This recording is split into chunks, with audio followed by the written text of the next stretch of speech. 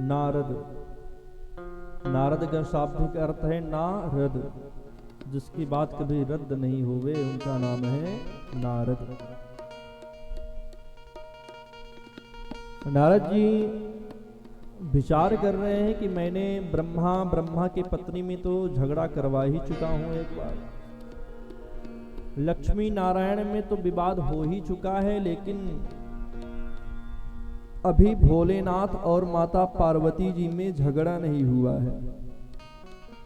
चलो कुछ करें सो झगड़ा हो जाए। बाबा तो झगड़ा लगवाने में माहिर हैं। अब श्रीमन नारायण नारायण करते हुए पहुंच गए कैलाश पर्वत पर। माता पार्वती ने जैसे ही नारद बाबा को देखा, स्वागत किया। सुस्वागतम बाबा, आओ पधारो, जलपान ग्रहण करो, लड्डू को खाओ। कहाँ थे बाबा? कई दिन हो गया आप दिखे नहीं। नारद बाबा ने कहा, माता मैं क्या बताऊं, आना जाना छोड़ दिया हूं, कहीं मैं आता जाता अब नहीं हूं। अपने काम से काम में रहता हूं, क्योंकि अब कहीं प्रेम रह नहीं गया है। और वही मानस में पूज्यपाद बाबा गोस्वामी श्री तुलसीदास जी महाराज ने लेखन किया है कि सुर नर मुनि सब प्रिय हरि, सुर नर मुनि सब प्रिय हरि, सुर नर मुनि सब प्रिय हरि, सुर नर मुनि सब प्रिय हरि। स्वार्थ लागे करहि सब प्रीति, स्वार्थ लाग करहि सब प्रीति, सुर नर मुनि सब की हरिति, सुर नर मुनि सब की हरिति, स्वार्थ लाग करहि सब प्रीति, स्वार्थ लाग करहि सब प्रीति, ओ सुर नर मुनि सब की हरिति, सुर नर मुनि सब की हरिति, स्वार्थ लाग करहि सब प्रीति, स्वार्थ लाग करहि सब प्रीति, सुर नर मुनि सब हरि बोल। की हरिति, सुर नर मुनि सब की हरिति, स्वार्थ लागे करहि सब प्रीति, स्वार्थ लाग करहि सब प्रीति। सुर नर मुनि सब की हरिति, स्वार्थ लागे करहि सब प्रीति। बिना स्वार्थ का कोई कार्य नहीं करता है। कोई न कोई स्वार्थ तो छिपा हुआ ही रहता है। जब तक आपके जेब में पैसा है तभी तक घर वाले भी आपकी सेवा करेंगे। सो पैसा गायब तो घर वाले भी गायब।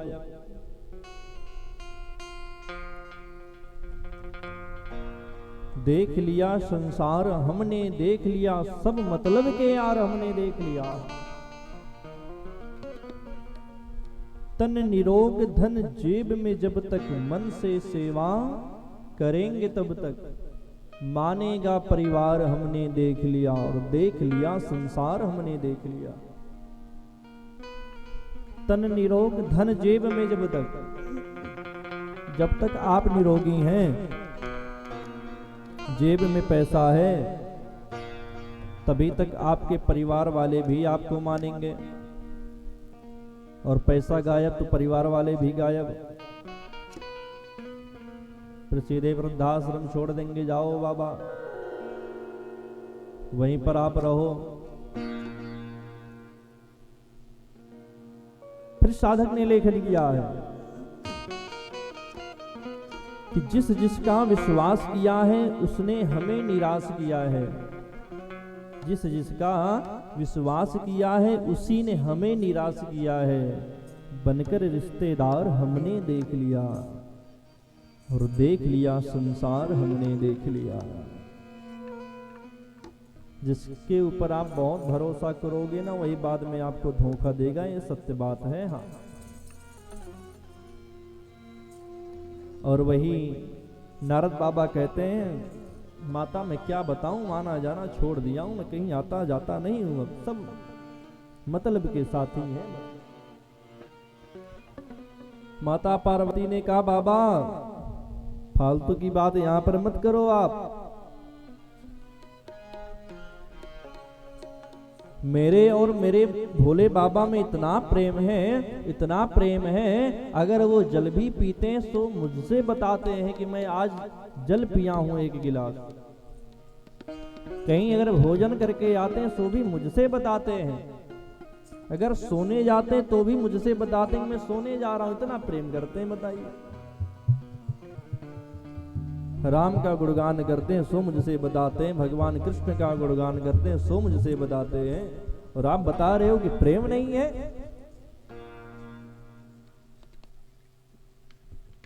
बाबा ने कहा वो सब तो ठीक है, लेकिन माता बुरा मत मानना, अगर आपसे इतना ही बाबा प्रेम करते हैं तो जो गले में मुंड का माला धारण किए हुए हैं ना, वो आपको जरूर बताते।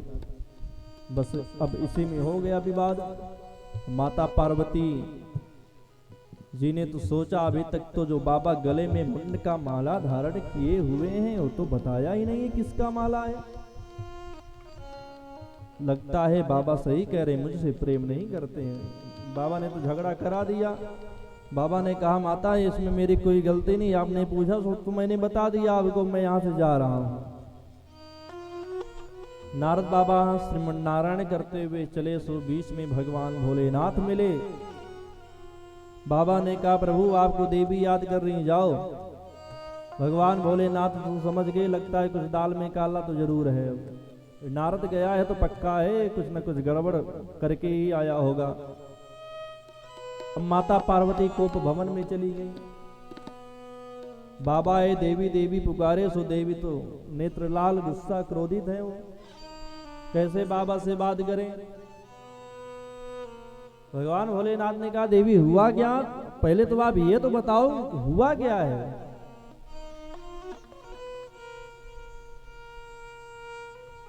लगता है आप क्रोधित हो। माता जी ने कहा, फालतू बात मत करो मुझसे, आप बाहर से भी काले हो अंदर से भी आप काले हो। हाँ, भगवान ने कहा, मैं तो पूरी बात आपसे बताता हूं, अंदर का काला तो वो होता है जो अपने अंदर कुछ रखता है, मैं तो सब कुछ उगल देता हूं, बता देता हूं सब। माता ने कहा, जो गले में आप मुंड का माला धारण किए हुए किसका मुंड है, आपने कभी मुझसे बताया नहीं ये बात, आपने छुपाया मुझसे। बाबा ने कहा, देवी और किसी का नहीं, आपका ही तो मुंड है। जब जब आप अपने प्राण को त्यागती हो तो आपकी याद में इस मुंड को मैं माला में फिरो कर धारण कर लेता हूं।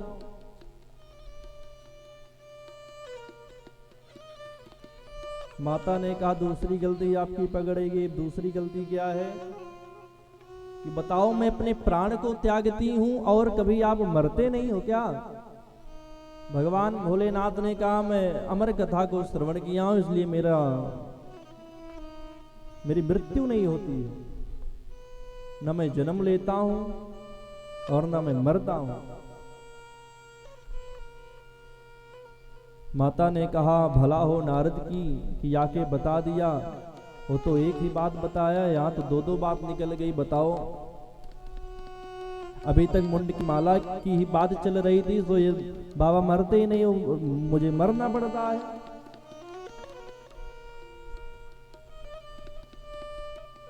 माता ने कहा, प्रभु कृपा करके मुझे यह बताओ, आपने कौन सा चावल चबा रखा है सो कि आप मरते नहीं हो। बाबा ने कहा, अमर कथा न मैं सुना हूं, इसलिए मेरा मरण नहीं होता है। अब स्त्री हट तो स्त्री हट हो गया। माता ने कहा मुझे भी अमर कथा श्रवण करना है। भगवान भोलेनाथ ने कहा देवी सबके बस की बात नहीं है, 7 दिन तक जागना पड़ता है। अब भागवत जी के कथा को हमारे यजमान जी बैठकर सुन रहे हैं, अब इनसे पूछो क्या हाल होगी इनकी, कितना दौड़ना पड़ता है। बेचारे 2-2:30 बजे सोते हैं, फिर 4-5 बजे जग जाते हैं, उठ जाते हैं।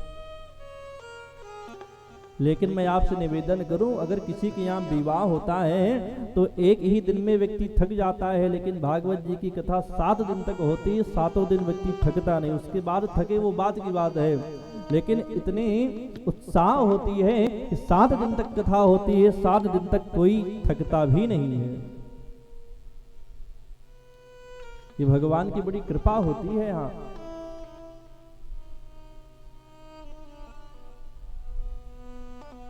माता जी ने बारंबार याचना की, आंग भगवान भोलेनाथ ने कहा चलो ठीक है मैं सुनाऊंगा, लेकिन एक शर्त है, 7 दिन तक मैं कथा श्रवण कराऊंगा, बीच में सोना मत आप, हाँ पुकारी भरते रहना। सो महाराज चले गए बाबा अमरनाथ, इधर गौलोक में वास करते हैं सुखदेव जी महाराज, जो कि राधा रानी के परम लाडले हैं। राधा रानी ने कहा सुख आप पृथ्वी पर जाओ और अपने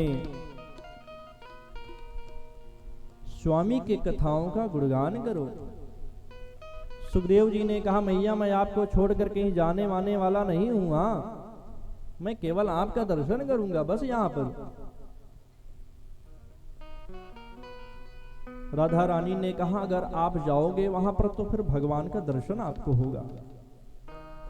दर्शन की बात जैसे श्री सुखदेव जी ने सुनी, सो कहे मैं जाऊंगा अब जरूर। सुख स्वरूप धारण करके एक शुकनी के गर्भ में प्रवेश किए श्री सुखदेव जी महाराज। अब जैसे ही बाबा अमरनाथ में आए, बटवृक्ष के नीचे बैठे, सो अपने डमरू को बजाए, और जैसे महाराज डमरू को बजाए जितने भी पशु पक्षी जीव जंतु थे सभी वहां से चले गए। और जो शुकनी थी वो घबराई, घबराने से उसका गर्भपात हुआ, सो अंडा वहीं छूट गया और वो शुकनी उड़ गई। और जैसे महाराज अंडा छूटा, भगवान भोलेनाथ ने कहा देवी कथा को बड़े ध्यान से सुनना, इनमें 3 शर्त हैं, इस श्रोताओं के लिए है, विशेष करके ध्यान दीजिएगा। हाँ भगवान भोलेनाथ माता पार्वती जी को समझा रहे हैं। कथा व्यास मंच के सम्मुख बैठकर व्यास जी के सामने कथा को श्रवण करनी चाहिए। कथा के बीच में बोलना नहीं चाहिए, नहीं तो आप तो डिस्टर्ब होंगे, अगल बगल वालों को भी आप डिस्टर्ब कर दोगे, फिर उसका फल नहीं मिलता है। कथा के बीच में सोना नहीं चाहिए, कथा के बीच में उठना नहीं चाहिए। व्यास मंच के ऊपर बैठकर कथा को श्रवण करना नहीं चाहिए, ये कथा के नियम है। व्यास जी के पीछे बैठकर कथा को नहीं श्रवण करना चाहिए।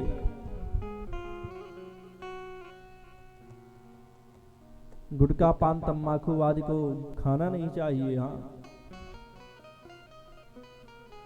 ये व्यास मंच का नियम है, इसको फॉलो करना चाहिए। नहीं तो अगर आप सोएंगे तो फिर जो आपके अगल बगल वाले बैठे रहेंगे उनको भी नींद आने लगेगा। बोलो राधे राधे, जोर से बोलना पड़ेगा राधे, और जोर से बोलिए ना आप सभी। अब लगा कि हाँ बैठे हैं यहाँ पर लोग। हाँ हाँ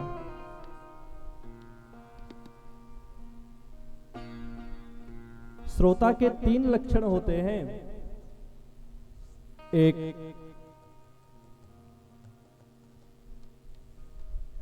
सोता होते हैं, जो कथा के बीच में सोते ही रहते हैं।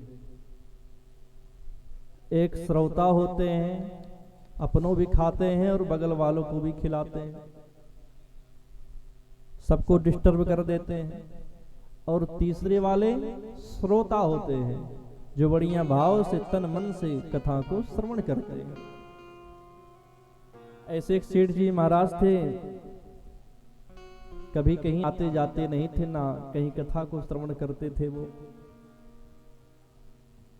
अब श्रीमती जी ने कहा, महाराज गांव में प्रधान जी के यहाँ कथा हो रहा है, कहीं नहीं आते जाते हो तो कम से कम प्रधान जी के यहाँ चले जाओ,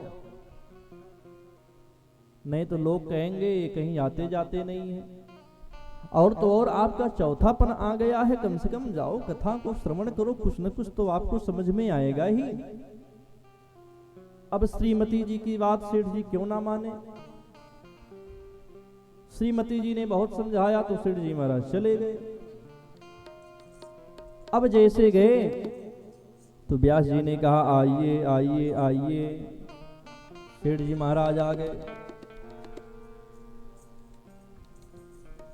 व्यास जी ने कहा, बैठिए बैठिए बैठिए। तो सेठ जी महाराज बैठ गए।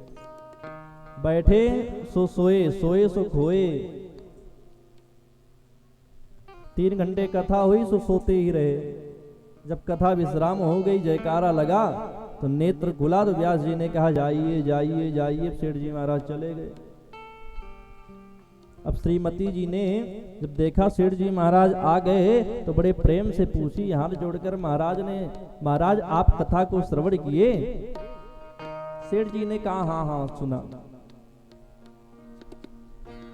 तो श्रीमती जी ने कहा, थोड़ा मुझे भी कुछ सुना दो, फिर मेरा भी कल्याण हो जाए। सेठ जी ने कहा, बस मैंने यही सुना, आइए बैठिए जाइए। अब श्रीमती जी ने कहा, कदाचित मैं अगर इनको कह दूंगी कि ये कोई कथा वथा नहीं है तो इनके मन में बहुत तकलीफ होगी, फिर ये दोबारा जाएंगे नहीं, इसलिए इनसे मैं कह देती हूँ कि हाँ बहुत अच्छी आपने कथा सुनी, जाओ इसी का भजन करो। अब श्रीमती जी ने कहा, ठीक है महाराज आप जाइए, कम से कम इसका गुणगान करो। अब बेचारे पहली बार गए कथा श्रवण करने के लिए। सेठाइन ने कहा, अगर मैं इनको निराश कर दूंगी तो फिर दिक्कत हो जाएगा, दोबारा जाएंगे भी नहीं ये। अब 3 घंटे तो वहां सोए ही थे वो। अब नींद कैसे लगे? रात्रि में बढ़िया फैन चल रहा था, ऊपर सो बैठे, कहे लाओ इसी का मैं जाप करूं। सोया तो हूं, नींद कहाँ आने वाली, लाओ इसी का जाप करता हूं। आइए बैठिए जाइए, आइए बैठिए जाइए, इसी का जाप करने लगे। अब कुछ चोर चोरी करके दूसरे के यहां से आ रहे थे, इनके यहां डाका डालने, बढ़िया सोना चांदी पोटली में लिए हुए थे। सेठ जी महाराज नेत्र बंद किए हुए हैं और जैसे बोले आइए। अब चोर लोग तो आ गए बेचारे, इनके घर में प्रवेश किए। सेठ जी ने कहा, बैठिए। तो चोरों ने चारों तरफ देखा, लगता कोई देख लिया है, सो बैठ जाओ। अब चोर लोग बेचारे बैठ गए। फिर पुनः सेठ जी ने कहा, जाइए। चोर समझ गए, लगता है कोई देख लिया है, कदाचित अगर पकड़े गए तो फिर जेल हो जाएगी, बेल नहीं होगा। जो भी सोना चांदी सो लिए सब यहीं छोड़ दो और भगो यहां से। सो पोटली पूरा छोड़कर भगे। अब जैसे चोर लोग भगे तो सेठ जी महाराज का नेत्र खुला तो सामने उनके हीरा मोती जवाहर सोना चांदी मिला। वाह, बड़ा जल्दी ये मंत्र काम कर गया। अगर मैं बचपन से मंत्र जाप करता तो फिर अरब खरबपति हो जाता। दौड़े दौड़े गए सेठाइन के पास में, राम राम ये पहले से नहीं बता सकती थी क्या ये मंत्र? मुझे पहले से अगर कहती जाते, कथा सुनते तो बढ़िया भाव से आज अरब खरबपति हो जाते। ये मंत्र बड़ा जल्दी काम किया। अभी 3 घंटे भी ठीक से नहीं हुए सो आए और मंत्र का जाप किए और मंत्र चकाचक काम कर गया बढ़िया। श्रीमती जी ने कहा, कोई मंत्र नहीं है, आइए बैठिए जाइए, आइए बैठिए जाइए। आपने जाप किया सो आपको श्रवण मिल गया। कदाचित अगर आप बचपन से भगवान का भजन किए होते, भगवान का जाप किए हुए थे, संकीर्तन अगर आप किए हुए होते हैं तो आज आपको भगवान की कृपा हो जाती, भगवत प्राप्ति आपको हो जाती, गोविंद की कृपा आपको हो जाती। जो राम नाम गुण गाएगा, जीवन में बड़ा सुख पाएगा। जो राम नाम गुण गाएगा, जीवन में बड़ा सुख पाएगा। जो कृष्ण नाम गुण गाएगा, जीवन में बड़ा सुख पाएगा। जो हरि नाम गुण गाएगा, जीवन में बड़ा सुख पाएगा। हे हरि भाव से दोनों हाथ ऊपर उठाकर मस्ती में। हरि बोल।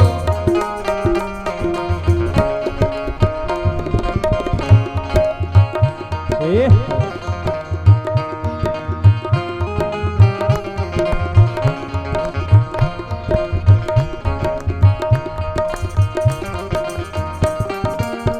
सब जीवों का सम्मान तू कर, दया धर्म और दान तू कर। दया धर्म और दान तू कर। सब जीवों का सम्मान तू कर, दया धर्म और दान तू कर। दया धर्म और दान तू कर। बेकार ये काम न जाएगा, जीवन में बड़ा सुख पाएगा। बेकार ये काम न जाएगा, जीवन में बड़ा सुख पाएगा। जो राम नाम गुण गाएगा, जीवन में बड़ा सुख पाएगा।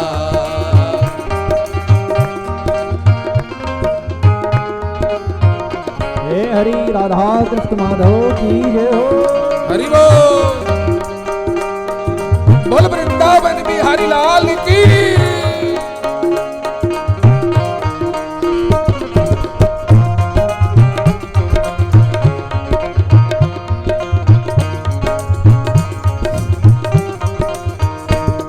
ओ सच बोलना बंदे धर्म तेरा है।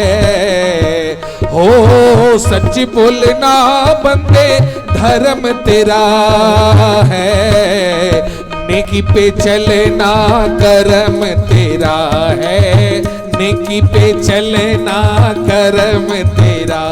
जो नेक राह अपनाएगा, जीवन में बड़ा सुख पाएगा।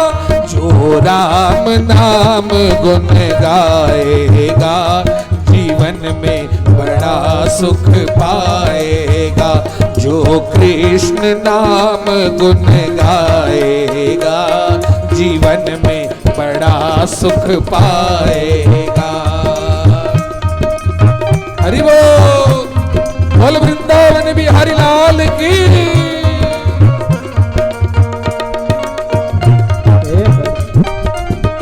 मस्ती में भाव से भगवान को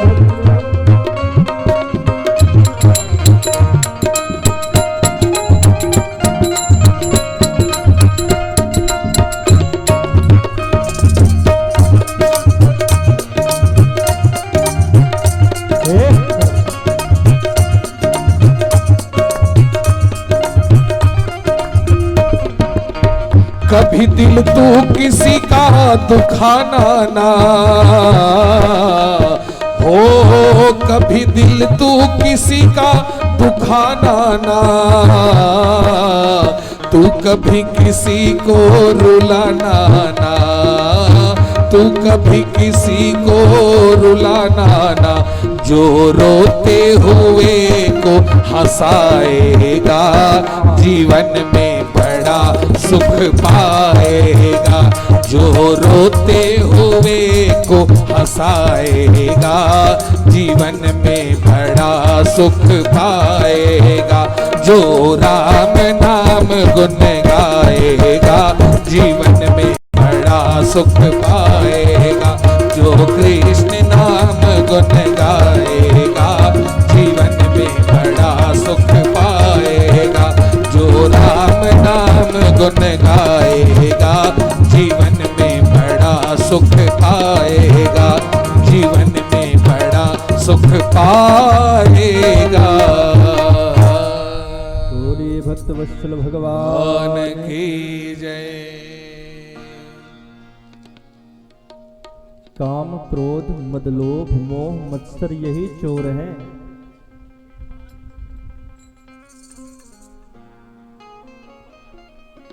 और जो राम नाम का जाप है ये आइए बैठिए और जाइए है। और जो सोना चांदी हीरा मोती जवाहर मिला ना ये स्वयं भगवान है। जब आइए बैठिए जाइए रूपी राम नाम का स्मरण हम सभी करेंगे तो जो हमारे अंदर के काम क्रोध मदलोभ मोह मत्सर है वो भाग जाएंगे, गायब हो जाएंगे। और हीरा मोती जवाहर सोना चांदी रूपी परमात्मा की हम सभी को प्राप्ति होगी, कृपा होगी उनकी। तो वही भगवान भोलेनाथ देवी से कहते हैं कि संभल कर बैठना।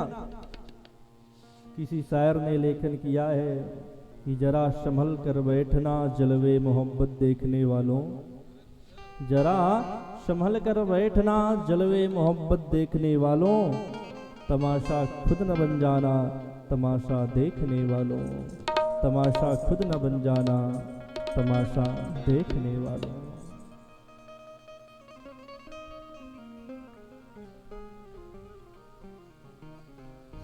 श्रीमद् भागवत महापुराण में ऐसा भी लेखन है कि पैर फैलाकर भी नहीं बैठना चाहिए। हाँ, कई लोग हैं व्यास जी के सामने बढ़िया पैर फैलाकर बैठ जाते हैं, कथा को सुनने लगते हैं। चलो ठीक है, इधर उधर कर लीजिए, लेकिन हाँ पैर सामने फैलाकर नहीं बैठना चाहिए। परम आसन पर बैठकर भगवान की कथा को श्रवण करनी चाहिए। हाँ, और जिसके लिए दिक्कत है फिर वो चेयर पर बैठ कर कथा बढ़िया भाव से श्रवण करे।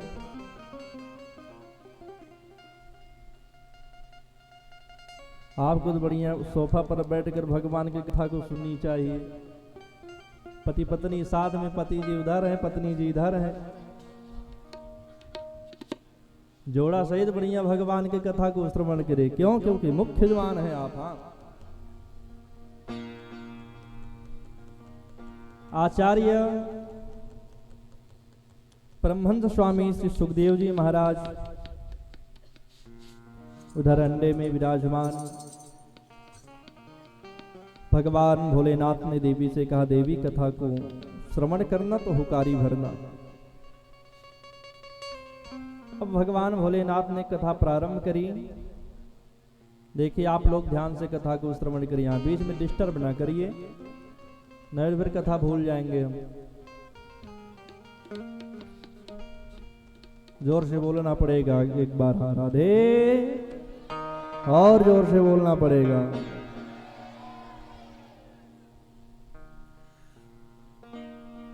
भगवान भोलेनाथ देवी से कहते हैं, देवी कथा के बीच में तो बिल्कुल भी मत सोना, हाँ हुकारी भरना। सो कथा महाराज प्रारंभ हुई, 5 दिन तक कथा चली। अब माता पार्वती जी को लग गया नींद, सो गई। सो जो हुकारी भर रही थी बंद हो गया, और उस कथा के प्रभाव से जो अंडा था वह प्रविष्ट फूटा। सो उसमें से एक सुक निकला। अब सुक ने सोचा माता तो सो गई, हुकारी भी बंद हो गया, कदाचित अगर मैं हुकारी नहीं भरूंगा तो ये कथा अधूरी रह जाएगी। अब श्री सुखदेव जी महाराज हुकारी भरना प्रारंभ कर दिए। अब 7 दिन की कथा हुई। सो भगवान भोलेनाथ ने जयकारा लगाई कि बोलिए श्रीमद् भागवत महापुराण की जय हो। जैसे महाराज जयकारा लगी, माता पार्वती जी का नेत्र खुला। उद्धव जी के बाद में क्या हुआ, भगवान कृपा करके मुझे बताओ। भगवान भोलेनाथ ने कहा, उद्धव जी के बाद में मतलब कथा तो पूरी हो गई। माता ने कहा, प्रभु मैं तो सो गई थी। हुकारी कौन भर रहा था फिर?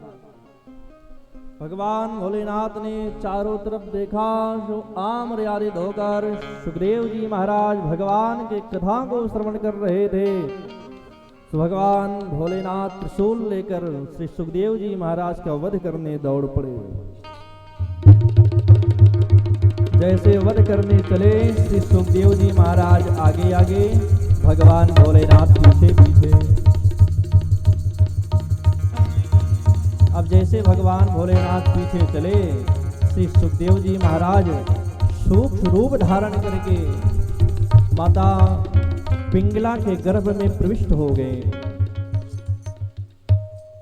व्यास जी की पत्नी है माता पिंगला देवी। भगवान सूर्य को अर्घ्य दे रही थी।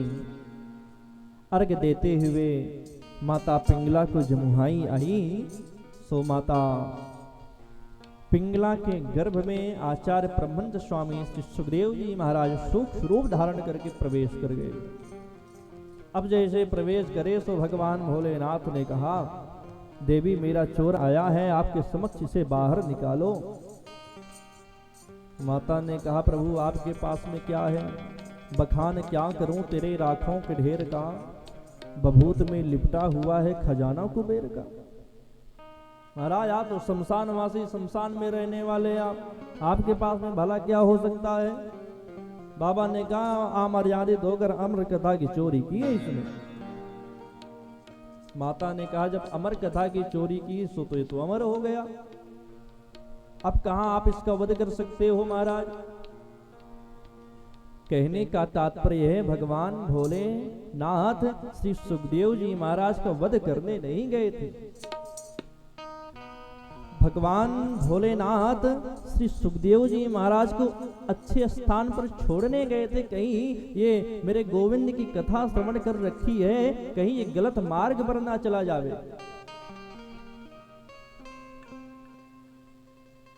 और जब श्री सुखदेव जी महाराज माता व्यास जी के पत्नी में प्रविष्ट हुए, तो भगवान भोलेनाथ समझ गए ये तो अच्छे मार्ग पर चला गया, गलत मार्ग पे नहीं गया। क्योंकि श्री सुखदेव जी महाराज हरि का गुणगान करने पृथ्वी पर जा रहे थे, और कहीं गलत मार्ग पर चले जाते तो फिर कौन सी दशा होती।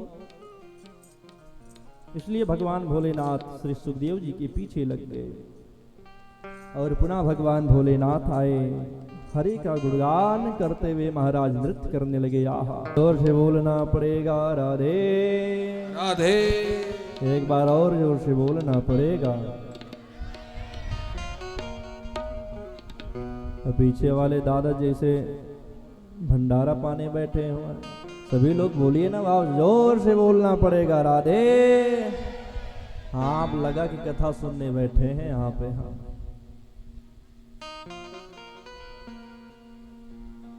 क्योंकि मुख मिला है तो भगवान का नाम लेने के लिए भाई सही से इस्तेमाल किया जावे फिर। क्योंकि शास्त्र में लेखन है, अगर मनुष्य शरीर मिला और मनुष्य यौन में रहकर व्यक्ति भगवान का नाम ना लिया, तो फिर उसका दूसरा जन्म जब होता है ना, तो वही गूंगा होता है।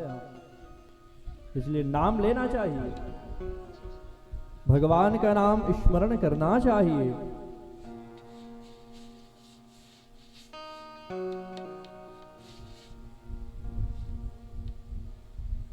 श्री सूत जी महाराज बड़े प्रेम और भाव से 88,000 सोनका दृश्यों को दर्शन करा रहे हैं। आज 12 वर्ष हो गए आचार्य ब्रह्मंत स्वामी श्री सुखदेव जी महाराज माता के गर्भ में ही हैं।